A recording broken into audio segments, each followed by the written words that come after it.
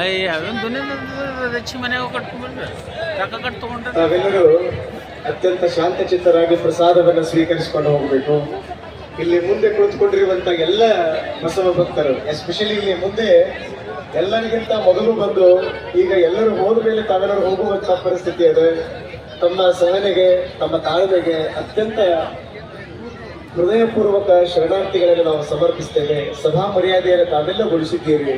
ಈ ಕಾರ್ಯಕ್ರಮವು ಎಲ್ಲ ರೀತಿಯಿಂದಲೂ ಕೂಡ ಇದು ಯಶಸ್ವಿಗೊಂಡಿದೆ.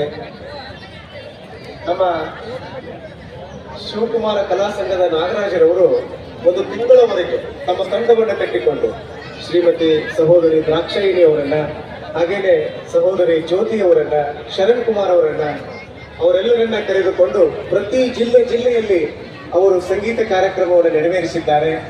ಸ್ವಲ್ಪ ಇಂಥ ದೊಡ್ಡ